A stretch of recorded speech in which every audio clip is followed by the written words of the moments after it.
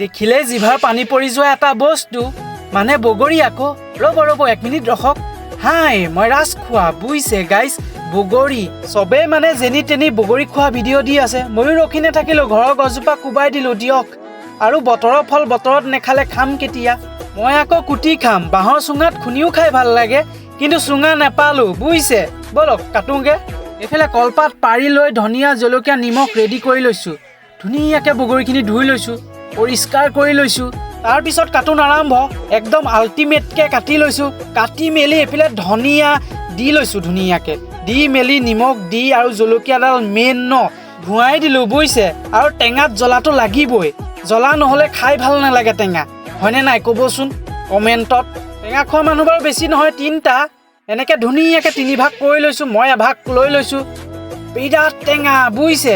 গোটেই 32টা দাঁত জিনজিনাই গ'ল